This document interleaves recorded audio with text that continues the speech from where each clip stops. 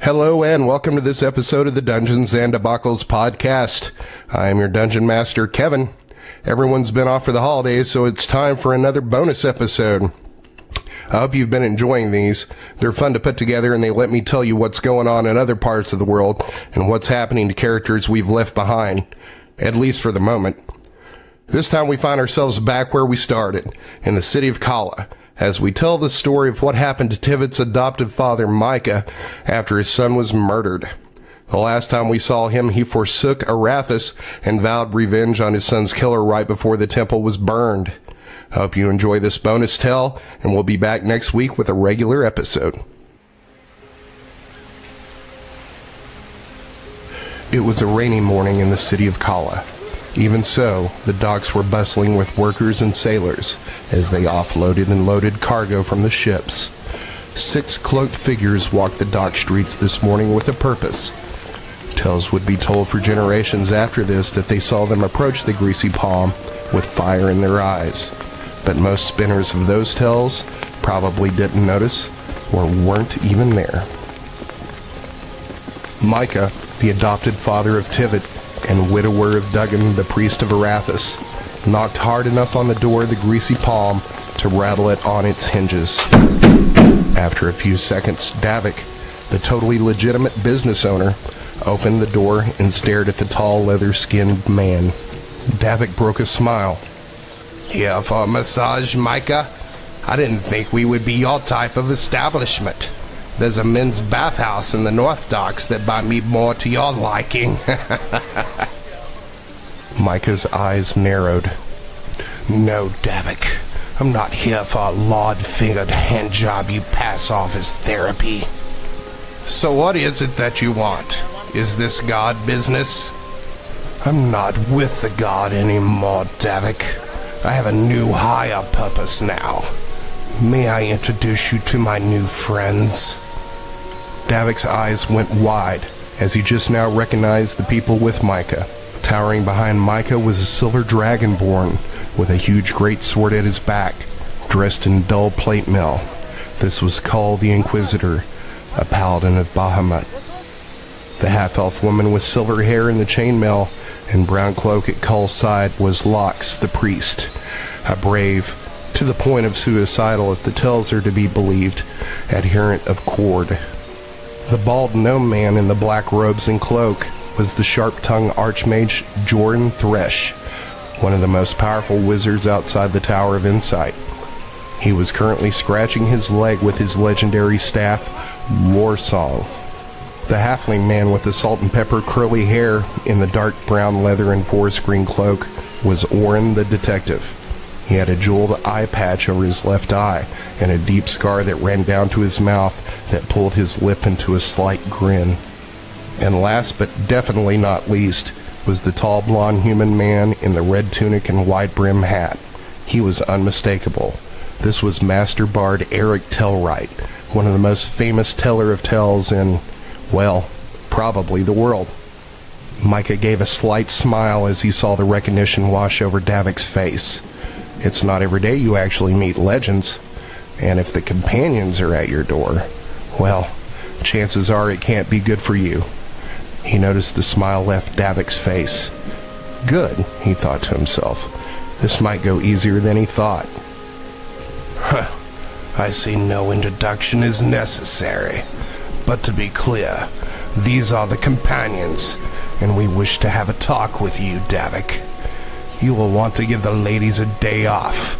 We have much to discuss with you, Mica said wryly. May we come in, Master Davick? It's wetter than I like out here, said the bard, shaking off the rain. Yes, of course. Where are my manners? Please come in and take off your wet cloaks. The cloak rack is in the corner. Ladies, you have the rest of the day off. Please clear the house, Davick said, raising his voice so the entire building could hear. Mica heard Davick's voice crack a little. He's scared, he thought. Good. After a few awkward minutes of the companions and Davick staring at each other, the ladies gathered themselves and began to file out of the house, some with their heads down, Others stared in awe as they recognized their guests. One actually stopped for a moment and whispered something to the bard. Tellwright laughed. "Not today, dear. Perhaps I'll find you later, when our business is done here." After the last woman left, Davick closed the door and cleared his throat. "Let me fetch some wine." "That won't be necessary," said the massive dragonborn. "What kind of host would I be if I didn't offer you wine? I insist." With that, Davick spun on his heels and disappeared into the back of the building. 5 minutes went by before the wizard impatiently nodded to Cala. "Will you please go get him?" "The doors and windows are wizard locked. You aren't leaving until we say so. That is, if we say so," the paladin said in a booming voice. "What's that? I'll be right out. Just having some trouble with this, cork," Davick said from the back of the building. The wizard snorted. "He's tried every door and window on this floor. Will someone go get that arsehole?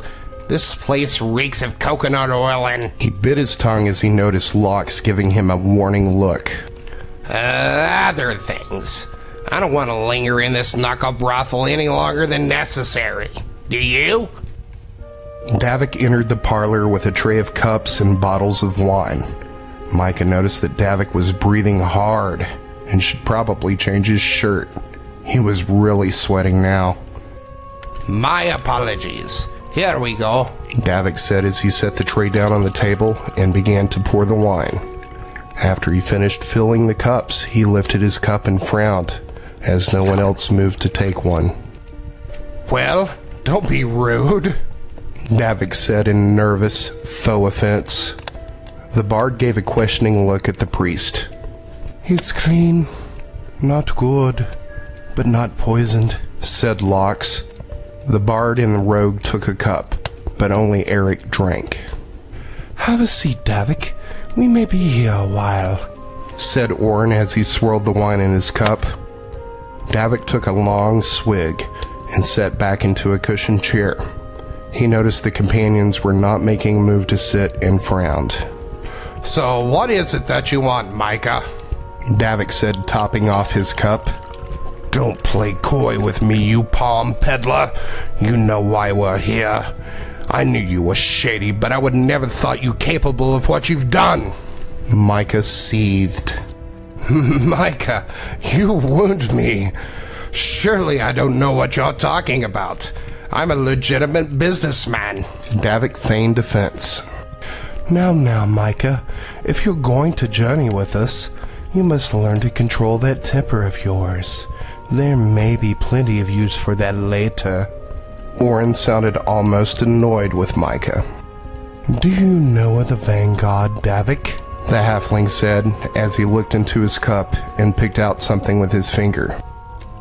No, I can't say I know what that is. Is it a new sports team in the city?" Davick tried to joke and failed, judging by the looks of the people in the room. Orin flicked wine from his finger as he studied Davick for a long moment. Davick thought he could feel something from behind that eye patch, staring into him, and he repressed a shudder. No sports team. But that does tell me something. But we'll get to that." The halfling took a sip from his cup and grimaced. "Not many do know of them. The Vanguard. They are, I should say, we are, somewhat secretive. You see, after the Saviors defeated Ruin, they created an organization to keep tabs on her followers and guard against any attempt to return her to this plane. That organization named themselves the Vanguard. They keep to themselves mostly and don't draw too much attention to themselves. We try not to mix in too much. We watch and wait and stamp out troublesome sects of ruined cultists when they start making too much noise. You know, that sort of thing." Davick adjusted himself in his seat, looking uncomfortable. "Which brings us here. You and your Red Talon friends have been making quite the noise in the city recently. Davick laughed at that. Me? A Red Talon? Horse shit. The Red Talons are a child's tale to get them to behave. You might as well have named me the Boogeyman. Come now, Davick. Don't waste our time denying it. We know your friends killed the mayor of Cala, his wife, and several bodyguards. They killed dozens of priests and paladins of Arathis and destroyed their temple. All of that may have been ignored by the Vanguard if your cultist friends hadn't also stolen the Ring of Plains. Davick's face went pale, and he stuttered. What? That's a lie. I had no part in any of that. Orin shook his head and then nodded to the priest. Lox pulled her holy symbol from around her neck. It was an 8-pointed star on a silver chain, and began to chant. What? What is she doing? Don't be casting magic in my place. I had rights, you know. Davick protested. What you have to understand, Davick, is you don't have rights where we're concerned. We are the highest authority in these matters, and since the investigators of the city are obviously too inept to deal with something this far above them, we came when we heard word. The government of Cala is well aware of our investigation, and has given us free rein to conduct our investigation and punish those responsible. Davick swallowed hard. He was a good judge of lies, and this wasn't one of them. His face was a mask of horror. We could have done this the easy way, Master Davick, Orin said as he gave a sad smile. The spell Lox is casting isn't dangerous, per se, but maybe it is dangerous to you. She is just making it so you can't lie to us. We don't want to waste time beating the truth out of you, although I would imagine Cala and Mica wouldn't mind that diversion at all. My questioning won't hurt unless you refuse to answer. Then we will have to take more aggressive measures to get you to talk. At that, Mica smiled through gritted teeth. Please, do me the kindness of giving me a reason to hurt you, Davick. Davick shrank back into his seat and wiped sweat from his brow with the back of his hand. His eyes shifted from the companions to the front door behind them. He then began to do the calculation in his head. 6 of them, 1 of me. If I go right, past the bard and cleric, I might make it to the door before the paladin or Mica tackles me. The bard, seeing the glance in his direction, laughed and produced a dagger from his sleeve with a flourish. You'll find me no easy passageway, my friend. Best you don't exert yourself. It could get stabby. At that, the rest of the group laughed, except for Mica, whose expression never changed. His eyes never left Davick. Orin took another sip from his wine. So, let's try this again. Do you deny you work for the Red Talons? Davick stared at Orin in silence, his jaw working back and forth. The halfling looked at Mica and nodded toward Davick. Mica crossed the room and without a word punched Davick hard in the nose. Bloody hells! Davick shrieked as his hands flew to his now ruined nose, which was streaming blood. Orin let out a sigh. Do you see how this game of ours works now? You don't answer our questions.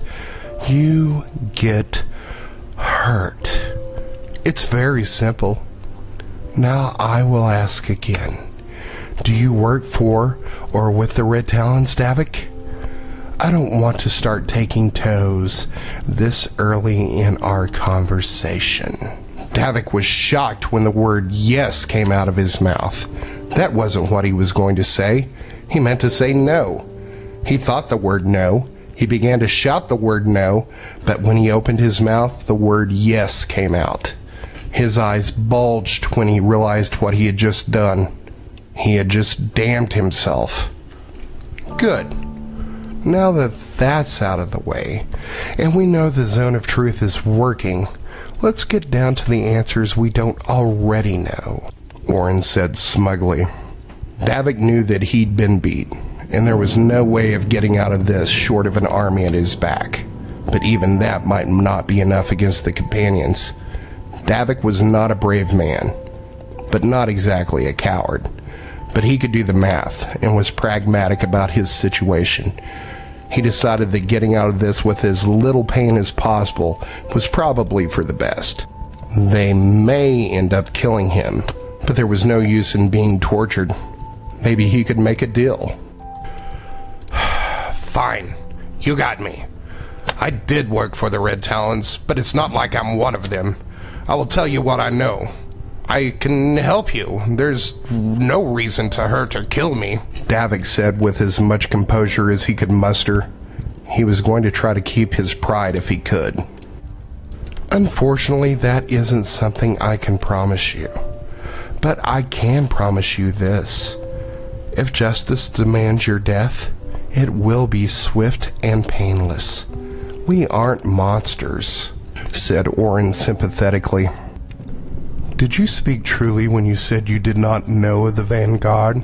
Davick swallowed hard. Yes. I did not know who they were. Orin tapped his finger to his mouth. That means you are pretty low rung on the ladder. A little surprising for a cellmaster in this large of a city, I must say. Did you know that the mayor's guard Taryn Lynn had stolen the Ring of Plains? Only weeks after the fact, Davick said meekly, trying to staunch the blood coming from his nose with a handkerchief. That means you weren't in on the plan, which confirms you are low on the ladder. Who has the ring now? Davick paused for a long moment. Orin nodded to Mica once again, who began to pull back his fist. If I tell you that, he'll kill me. Orin frowned. We will kill you too, eventually and unpleasantly, if you don't answer the question. I can't. You will, Orin said as he nodded to Mica once again. Mica this time pulled out a long knife from a sheath at his side and grabbed Davick's hand, forcing out his pinky finger. He began to cut into Davick's finger when he yelped. Stop! All right. It was Sish. It was the Black Dragonborn Sish.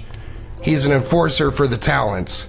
He has the ring as far as I know, and no, I don't know where he is, Davick said as he strained in vain to pull his hand away from Mica's iron grip. The paladin chuckled. Sish, a nasty one that fellow is.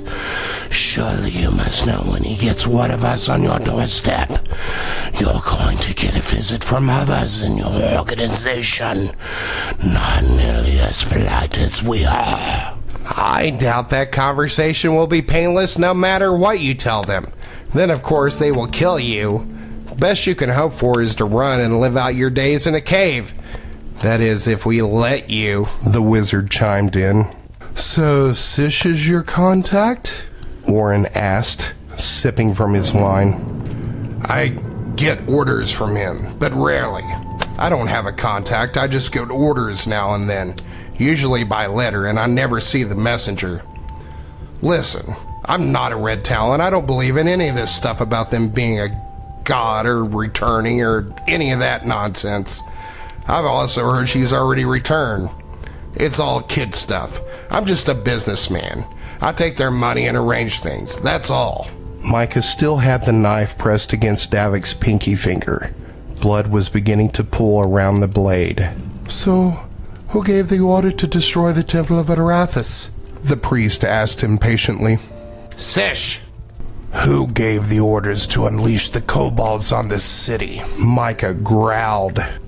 I don't know. I wasn't involved in any of that, and just as surprised as anyone else. Those filthy creatures. Filthy even for cultists. And who gave the order to kill the mayor and his wife? The gnome asked, almost absently. Sish did. Why? Look, Sish sent that group he was hiding here to find out what the mayor knew about the other artifacts, and to prove they were trustworthy. They returned with a book with clues where to find them, and they also said they found a way to find Ruin's egg. At that, the room fell silent.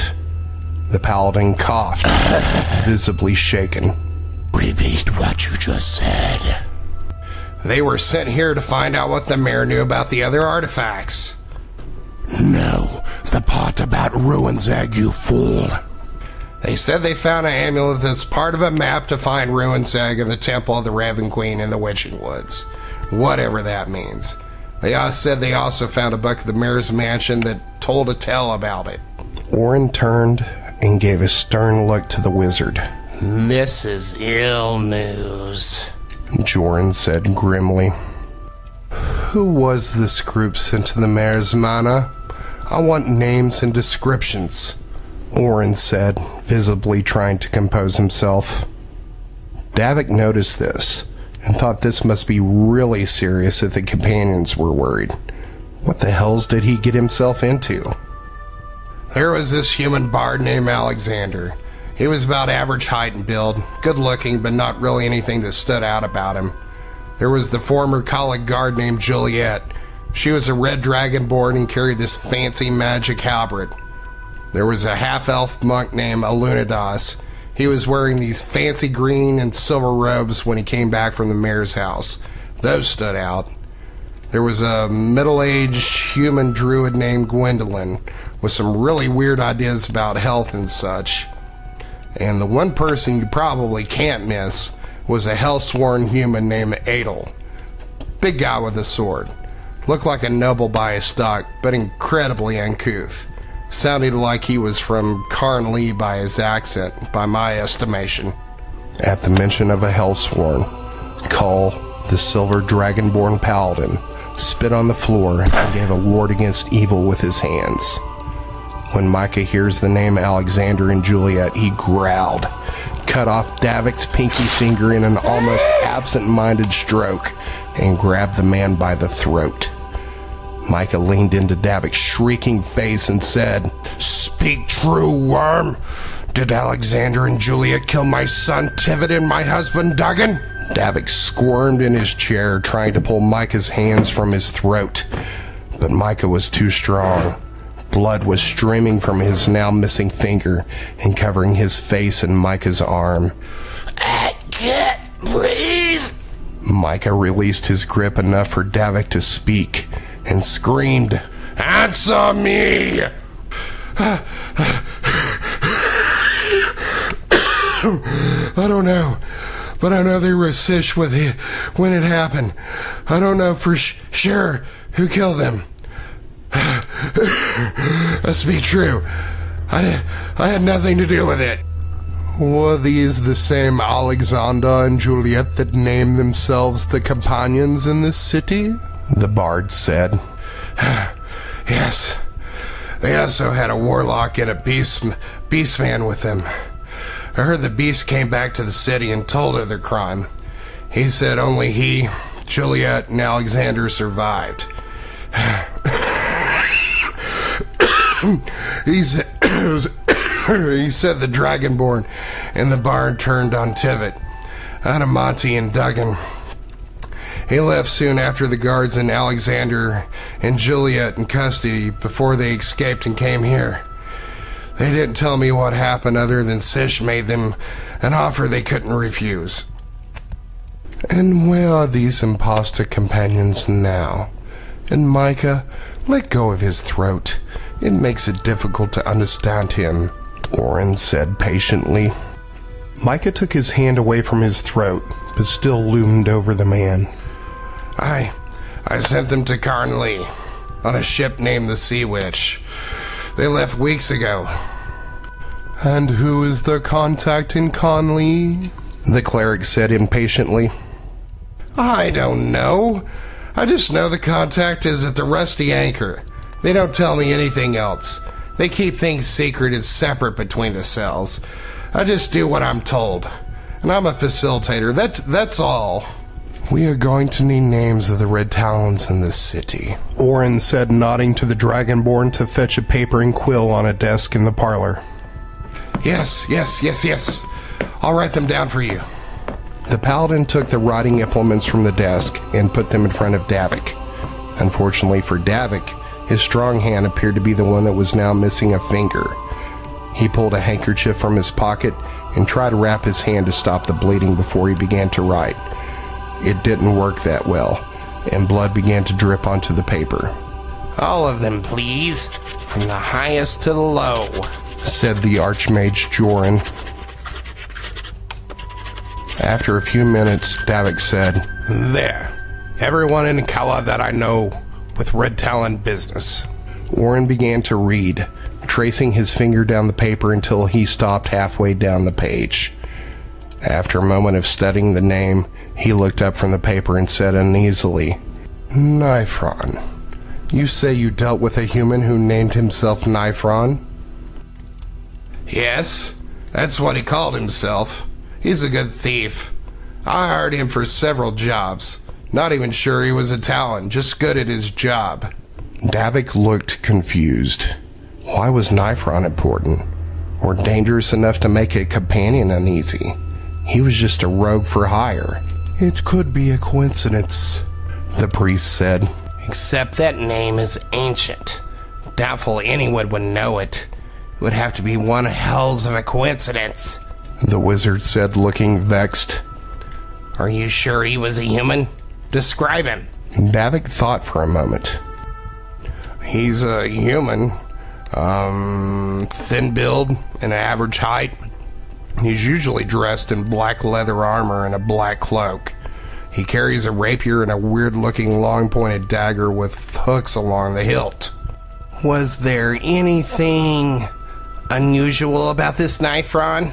The mage asked. Yeah, there was actually something odd. He's got a strange scar on his forehead. Kinda, looks like a spider. For the second time, the room went silent for a long moment, and the companions looked at each other. If Davick didn't know better, he would have thought that look was worry. This can't be ignored, the priest said dryly.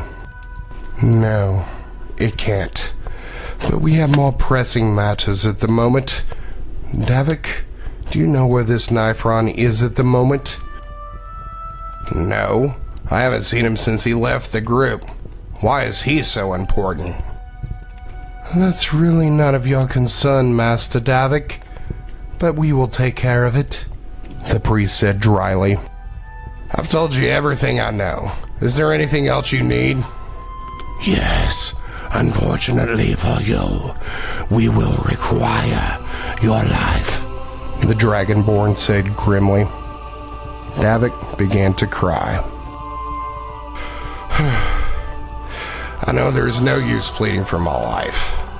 I've done some terrible things. I know that.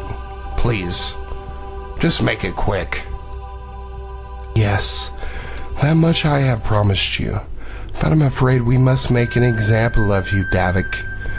There are trying times ahead, and it must be known that the Red Talons must not be suffered in this town or anywhere else, the halfling said sadly.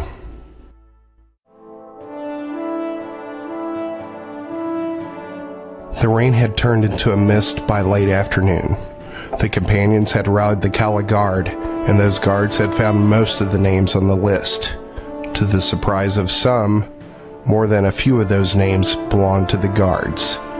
By the time Davick was led out into the square in front of the mayor's mansion by the guards, a large crowd had gathered to witness the spectacle. They began to boo and scream cultist and Talon and evil as he came into their sight. Davick winced as he saw most of the Red Talons in the city were swaying gently in the breeze from their necks on a hastily constructed gallows. His letter had damned them all. Davick counted and took in their faces. He knew most of them well. He even liked a few of them. He took a deep breath as he was marched out into the front of the gallows. He didn't beg. He didn't cry.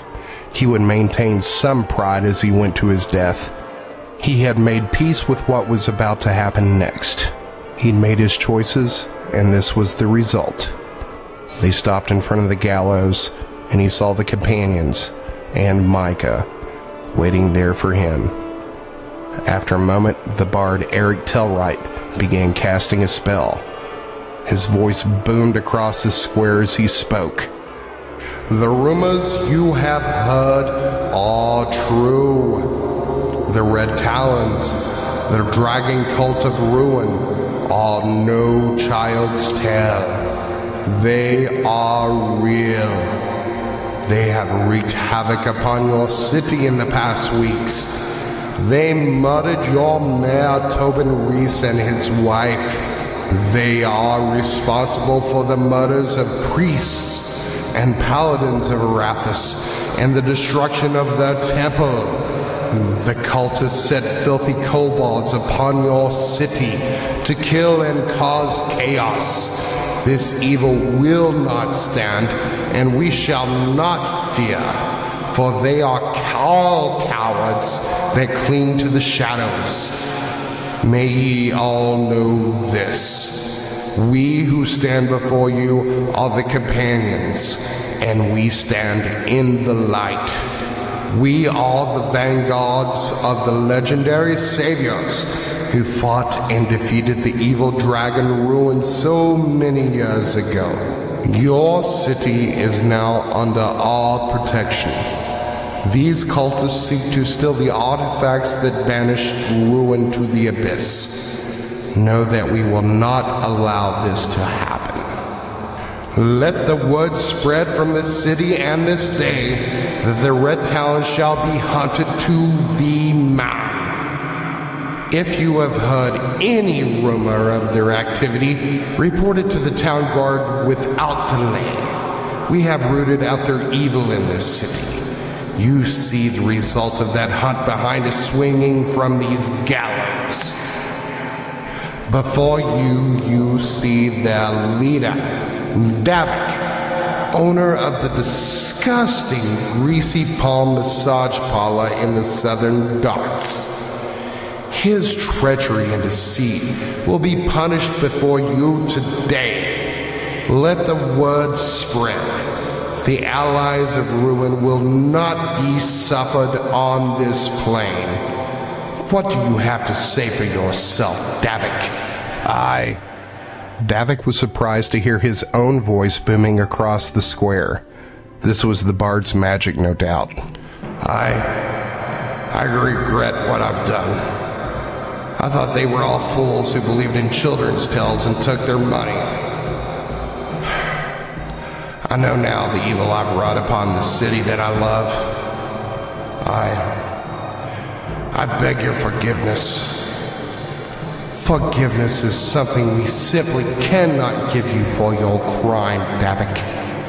Justice has finally caught up to you this day. The crowd roared at this. The dragonborn paladin Cala pulled the great sword from its scabbard at his back, and divine radiance glowed from the blade. Mica raised his hand to stay the dragonborn stroke and whispered into Davick's ear, "May you burn in the hells for what you've done, Davick. You will be joined shortly by Alexander and Juliet if it's the last thing I do. You worm of a man." Davick flinched as if he'd already been struck by the paladin's blade. Mica pulled away from Davick and nodded to Cala. The dragonborn raised the blade above his head. "May you find peace with whatever god you follow. You do not deserve it. You have wrought much evil in this life, and it is my pleasure duty to end you. The crowd cheered as the paladin's glowing blade came down and separated Davick's head from his body. Many would call this the Day of Reckoning. Word spread throughout the kingdoms of Sual over the next few months that the Red Talons were real and a threat. The vanguard of the Saviors were no longer a secret, and now they were on the hunt. No Red Talon cultist was safe. Neighbors turned on neighbor, and paranoia became the order of the day.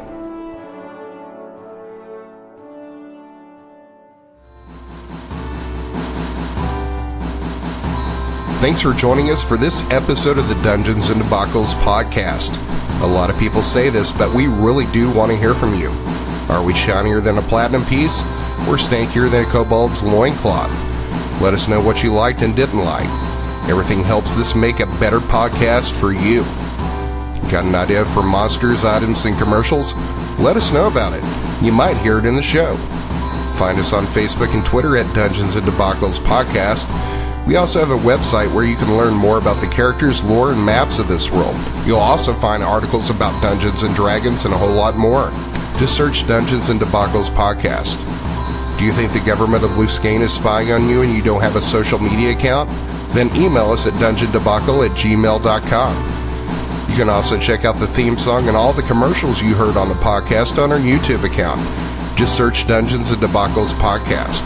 New episodes come out every Sunday, so check your podcast app. And now a word from this week's sponsor. Matt Cedric's got the deals. I'm Matt Cedric of Matt Cedric's Discount Goods and Adventures Emporium. Is your cleric a creep? Is your druid a drag? Try our healing potions. They put pep in your step and get you back in the fight.